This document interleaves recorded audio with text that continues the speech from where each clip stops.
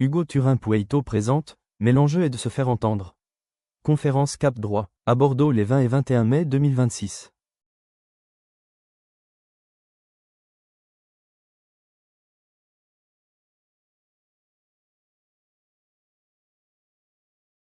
Moi, j'ai jamais parlé vraiment. Jamais articulé maman. Pourtant, mes idées viennent en vers. En vers, mais rarement à l'envers. J'ai bientôt 20 ans, et jamais dit maman. Ces mots, comme mes poèmes, je lui dicte avec un clavier organisé depuis bientôt 8 ans. C'est ainsi qu'on se parle. Elle lit mes mots que j'écris lettre à lettre qui s'envolent dans l'air. C'est poétique dit ainsi, mais ça demande de sacrés efforts. À moi tout d'abord, il y a un certain nombre de lettres à désigner et à elle le même à assembler. Beaucoup échouent au bout de quelques lettres avant même le premier mot.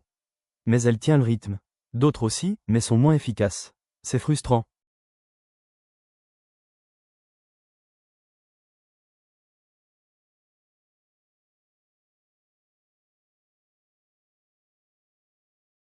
Alors oui, je n'articule pas. Alors oui, j'ai été viré de l'école maternelle. Alors oui, j'ai été orienté vers le spécialisé. Mais, moi, ma mère a cru en moi. Elle a tout fait pour m'apprendre, même si elle a mis du temps pour comprendre. Que moi je savais lire, écrire et compter, mais sans parvenir à lui montrer faute de lettres organisées. Après, c'est allé très vite. Elle m'a dit, t'as le droit de montrer qui tu es. Écrire anglais et allemand assurément. Bientôt le latin viendrait. Et les cours de qualité. Mes premiers poèmes édités. L'entrée à l'université. On commence à m'écouter, mais c'est toute ma destinée qui est changée par des lettres organisées sur un bout de papier. T'imagines-toi. La terreur sans nom de risquer de passer à côté.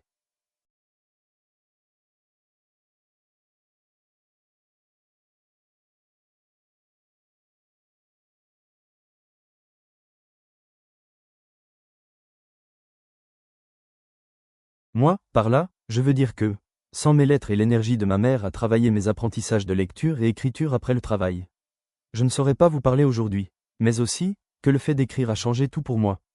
Désormais, je peux dire ma vie rêvée. Petit, dans la rue jamais je ne voyais de gens qui ne savent pas parler. Je me disais qu'ils sont tous dans le spécialisé et moi, le spécialisé, plutôt mourir que d'y retourner. Aujourd'hui mon projet, je vous le dis, c'est avoir ma maison, ma chérie, mon travail, mes amis, et maman. Mais je suis encore terrorisé, c'est tellement violent de ne pas être entendu enfant. Je crois qu'après le doute est permanent. C'est le sujet que j'ai envie de vous partager.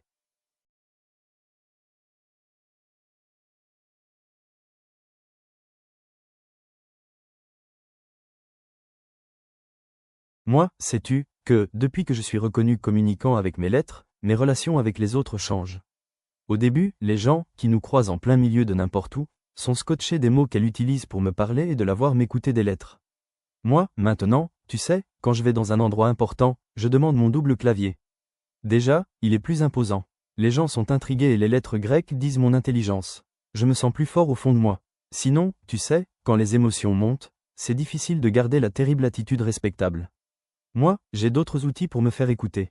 Moi, j'aborde les gens avec qui je pense pouvoir être ami, et je leur dis direct que je sais réfléchir.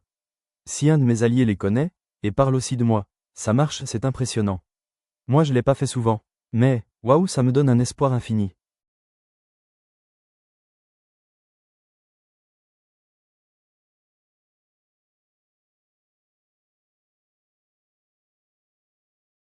Malgré tout, tu sais, moi je me souviens de la manière dont on me voit lorsque seuls les préjugés s'expriment. C'est totalement différent, ça entraîne des comportements dangereux. L'autre jour, j'ai changé de neuro en devenant adulte. Elle m'a prêté autant d'attention qu'une plante verte à la consultation. Elle a parlé uniquement à maman. Puis, on a fait des visios.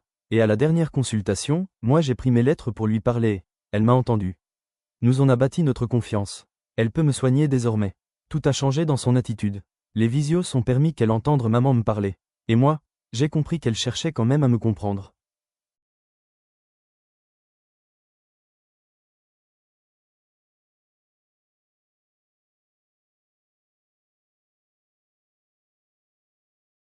Moi, surtout, je vais vous raconter l'importance des alliés.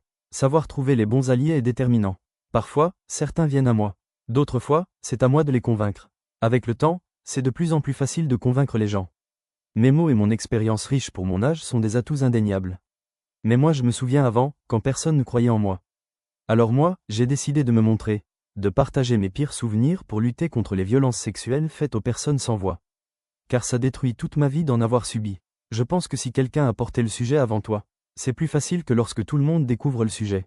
Alors je parle et j'écris sur ce qui me semble des injustices pour les sans-voix.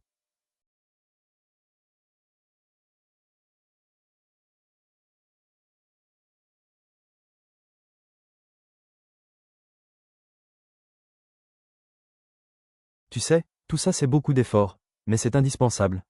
Sinon, on est isolé, nous les sans-voix. On ne pourra jamais être entendu. Si l'un de nous se montre, il pourra nous fédérer, mais surtout toucher les 10 heures de mots qui alors pourront nous rejoindre mais sans troubler notre discours. Tu connais le dicton « Nothing about us without us ». C'est le plus important. Pour les sans-voix, tous parlent et décident pour toi, sans te demander ton avis. C'est indispensable de recueillir notre consentement pour tout ce qui engage, du vêtement au goûter en passant par le choix du lieu de vie. Mais pour parvenir à se faire entendre, il faut avant tout oser le dire. Sinon, comment être entendu?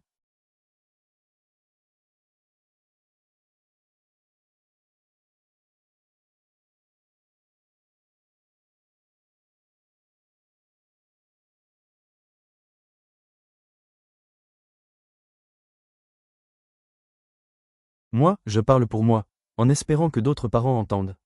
Sur moi, les préjugés s'estompent quand on me connaît.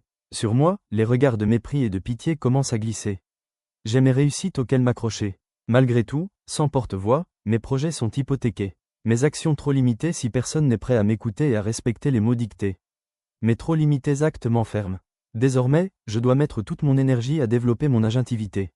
Seul moyen d'être entendu est de limiter les interprétations de mes mots.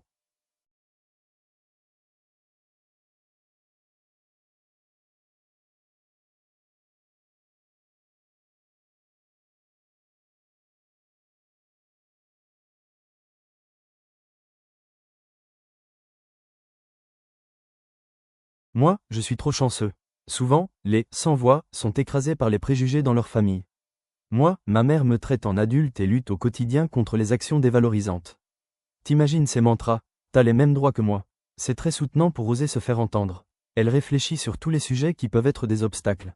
Elle a pensé qu'il fallait des diapos animés pour qu'on ait envie de m'écouter. Sinon ma voix métallique endort les gens. En plus comme ça on gagne en accessibilité. Après, tu sais c'est moi qui lui dicte ce que je veux comme diapo pour la mise en image et le texte. C'est très important qu'elle respecte mes choix. Tous mes outils sont aussi des outils d'adulte qui veut communiquer, parce qu'elle a osé me les proposer à la conception, comme si je n'avais aucune spécificité.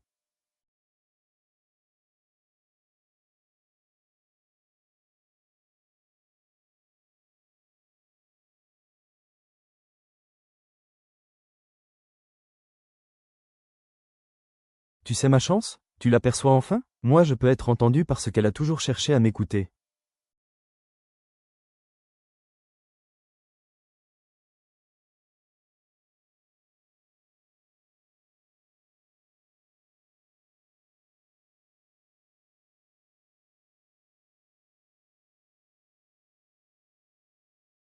Et pourtant, longtemps, elle s'est trompée.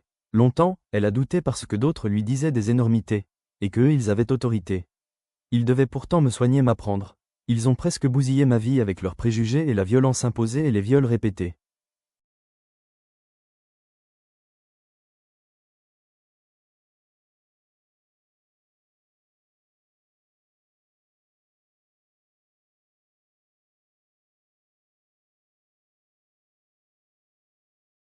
Moi, là face à eux, j'étais seul. J'étais non écouté. Mais heureusement quand même, elle avait œuvré. Moi avec mes lettres, j'ai pu dénoncer et trouver des alliés pour dénoncer. Me soigner, et militer. Désormais, on a créé une association, pour défendre les droits des sans-voix en m'aidant à travailler en faisant reconnaître mon expérience rare.